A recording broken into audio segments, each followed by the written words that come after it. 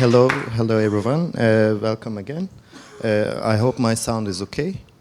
And before I move on to my presentation, I would like to say a couple things.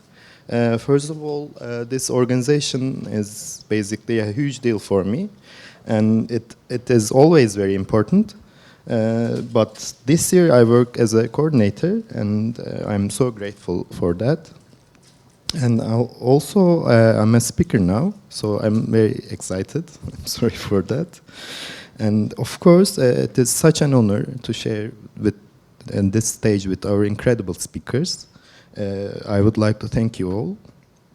And also, I would like to say thank you to my dear mentor, Onur Yazıcıgil, for his endless support. So that was the touching part, and now I will move on to my project.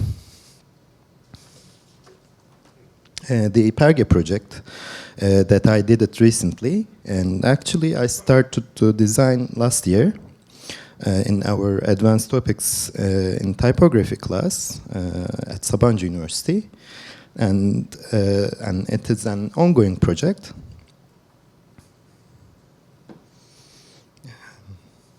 The Perge Project is a Greek type design project based on ancient inscriptions of Perge. I would say it's kind of a revival, but I'm trying to be careful when I use the term revival because it's mostly used to describe the letterpress productions. But this project is based on 2,000 years old stone inscriptions. So what I did in this project is exploring the concept of revival, and it starts with revival methods, but it's not a traditional revival project, and therefore the project includes revivalism, but also lots of interpretation and prediction. So it is basically bringing something from stone into a different medium, and I try to resurrect these old inscriptions to modern day and modern design problems. Before I want to talk about a little bit of the background story, and I am a MA student at Sabancı University, and I'm working with Onur Yazıcıgil.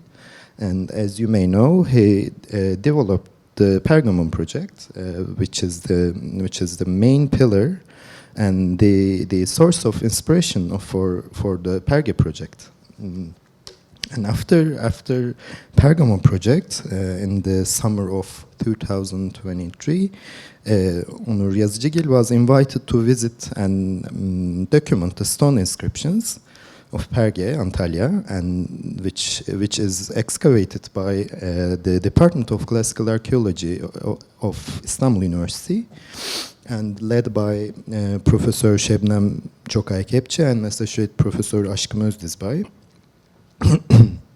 and after that we talked, and he told me how impressed he was with these inscriptions.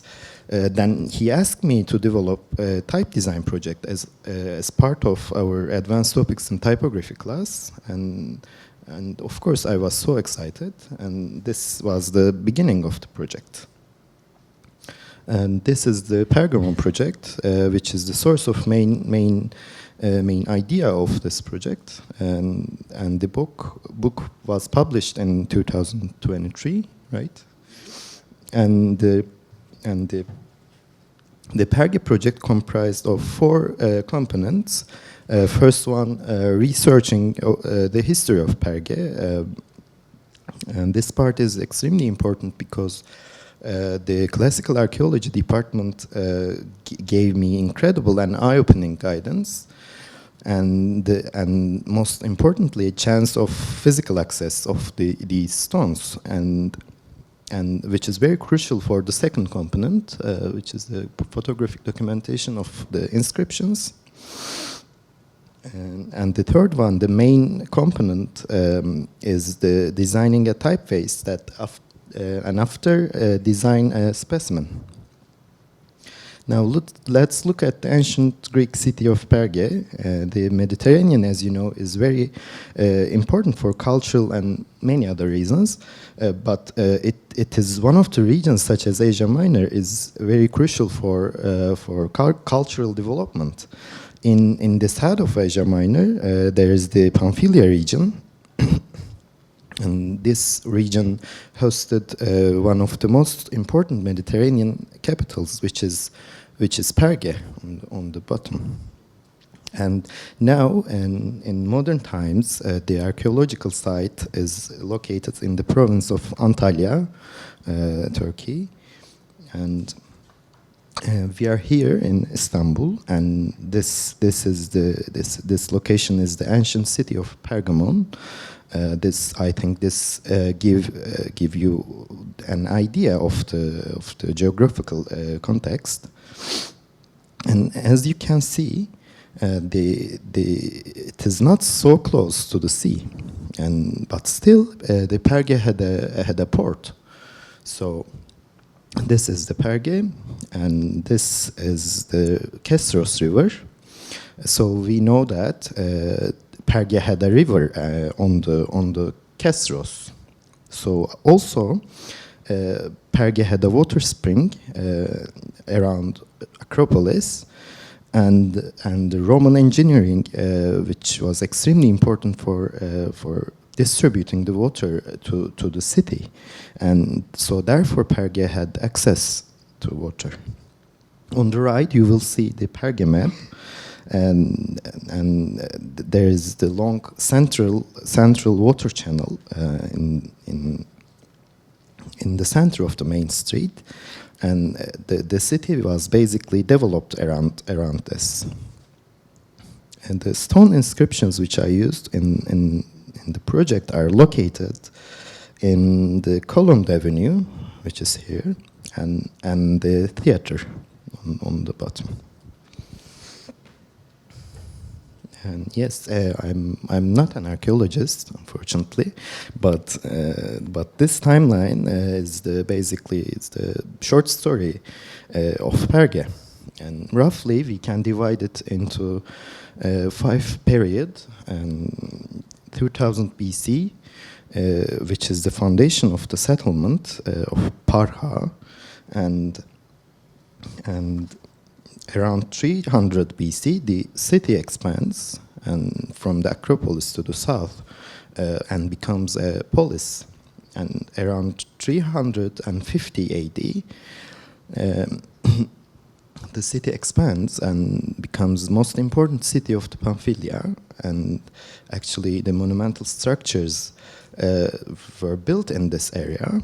You can see the list of the major structures.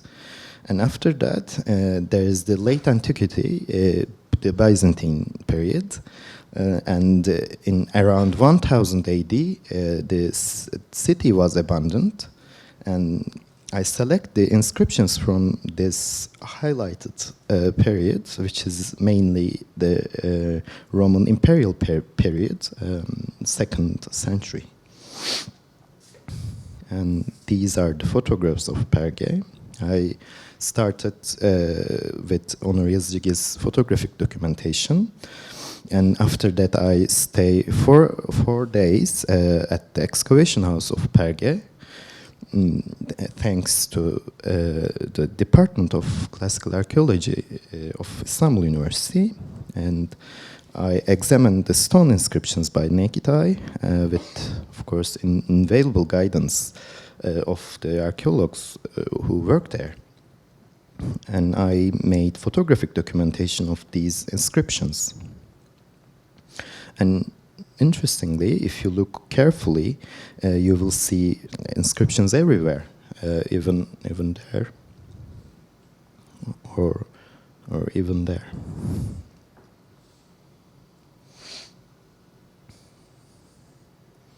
So the city is huge and beautiful. I was completely mesmerized, and this is the theater, and this is my main model from actually the theater.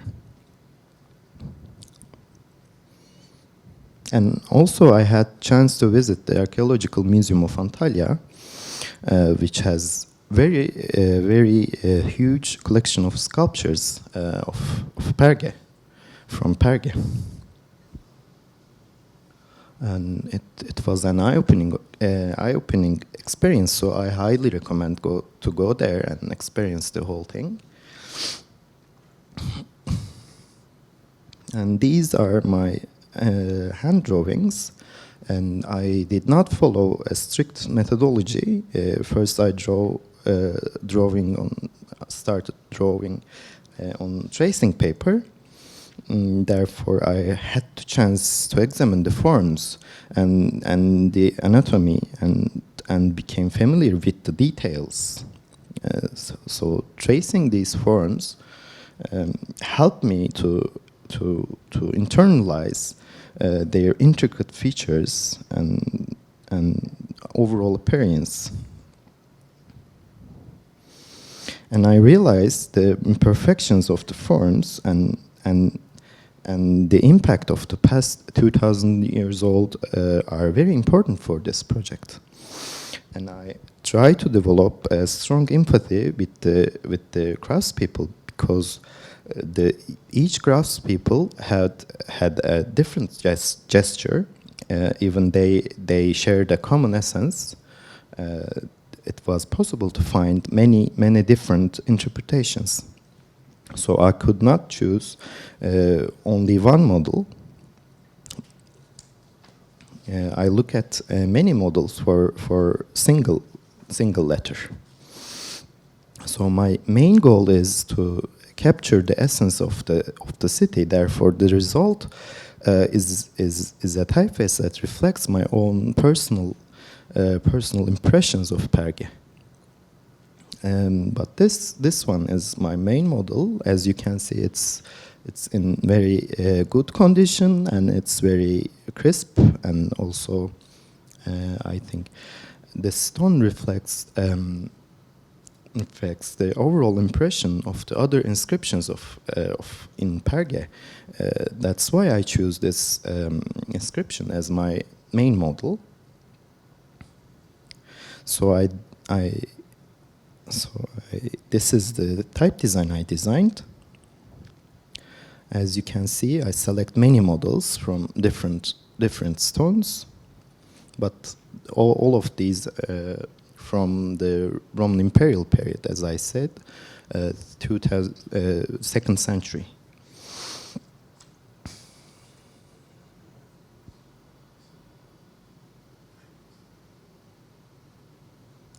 In the digitalization phase, after selecting the models, and I started to draw what I saw as much as possible, just like an artisan. Then I took off my Indiana Jones hat and put on my type designer hat and start to making optical adjustments and developing the balance of the texture and to make decisions about serifs and all the details. And therefore I started to deviate from my original source. Now I want to talk a little bit of the optimization stage. Okay, I established the vertical metrics and fixed them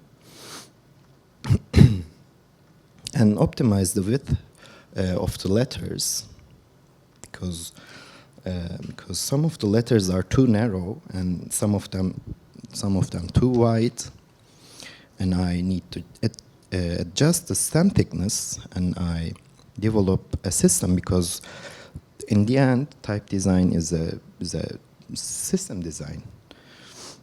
Then I establish the overshoots, and I need to define the contrast and fix it. And then, yes, curves. And I try to make them compatible with each other. And the serifs, I set the lengths and details and the features of the serifs. I want serifs to be very pronounced. And then I interpret some of the fractures and irregularities and created by the tools of the period, which are chisel and hammer, and the texture of the stone itself. And I treated them as some of the features of the letter forms, like ink traps. And while doing this, my personal impressions and the interpretations started to become a part of the work. Yes, this is my whole set, and the gray ones are the stylistic alternates. As you can see, there are many, and I will talk about them in a minute. There's on the left. There is a table of stylistic alternates. I have 4 stylistic sets, and now I want to show you to Perge and the Perge Project together, because they are highly related projects. They are both from the Roman Imperial period, but the appearance is quite different. This shows us the different geographical regions. The Perge is located in the west, and while Pergamon is located in the west, while Perge is located in the south of Anatolia. I prepared these categories and alternate shapes, ligatures, tall capitals, symbols, and punctuations. These are the stylistic alternates. I found many different letter forms in the stone inscriptions, such as these. And in the inscriptions, these letter forms do not have any semantic differences, so they are purely aesthetic decisions. So I think this is very important for us. And I wanted to embrace them, and I decided to integrate them as a stylistic alternates, and I set the most frequent ones as default, and they kept the others as stylistic alternates. This one is a sample.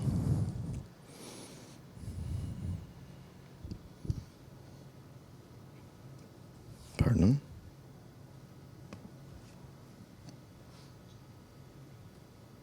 And these are the alternates of letter C.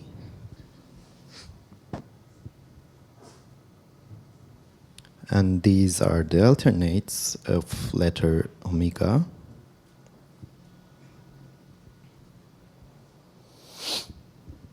And there's also a very particular feature. I call them tall capitals. Since the word space were not used at that time, and sometimes they use this bigger forms for emphasis, or in the beginning of the paragraph. So I also add them as a feature. Therefore, you can see you can emphasis on certain things. And then I create a whole stylistic sets for tall capitals.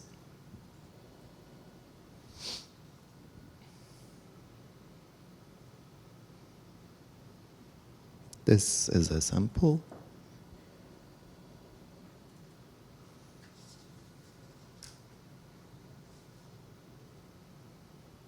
And ligatures. I personally love ligatures, and it turns out that the craftspeople of Perge love them too. I found lots of ligatures, and I realized that they are actually quite pragmatic, because these ligatures save a lot of space, and I'm still trying to add them. But for now, these are my ligatures. And this is a sample, and you can see how much space it saves.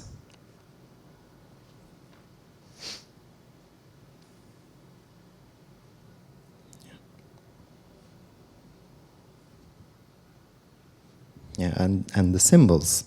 There's lots of beautiful symbols and ornaments in Perge. So of course, I want to see them as a fleuron. and also arrows. And actually, I plan to develop more symbols and borders because Perge has a remarkable amount of architectural ornaments, and yes.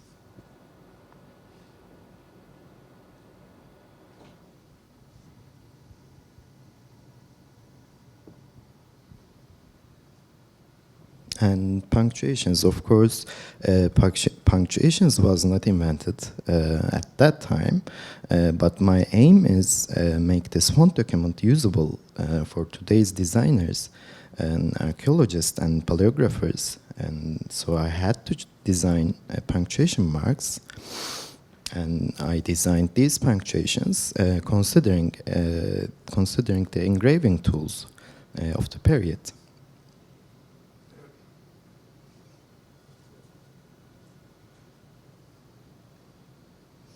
And I wanted to preserve some of the marks and fractures created by the engraving process as a feature. So this is the ancient Greek sample, and I reached this texture.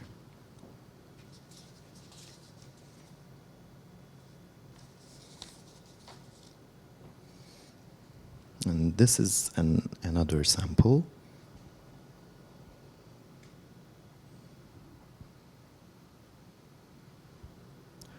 And also this.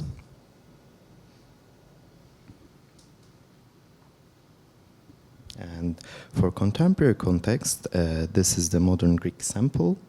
Actually, I'm learning Greek, but this text is from ChatGPT. And this is another sample. It's from Wikipedia.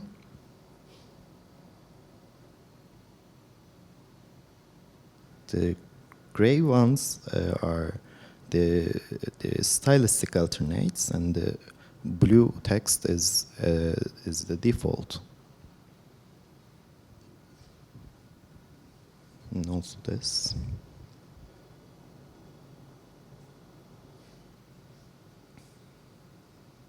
Yeah, and this is the specimen, and you can find it inside your bags. I hope you like it.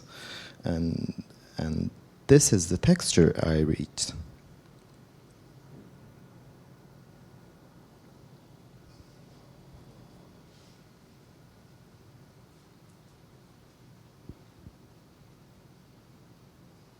And of course, this is an ongoing project. So in the future, I will design the Latin counterpart and Arabic numerals and the extended glyph sets, and we are planning to publish it basically as a book, and so these are the further developments for the project.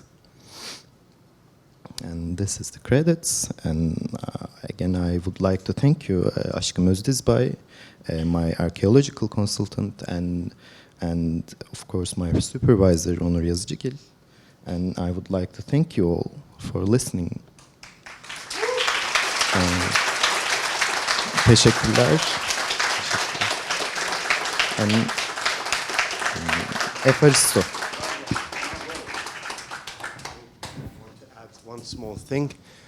Another function is not only that it's a great practice to experience this process, but also it's a fully functional piece of design tool for who? Especially for archaeology students and their professors. When those professors write an article, they don't have to use Times New Roman. They can exactly, when they're talking about Perge, they can exactly now insert these whenever they're like talking about it.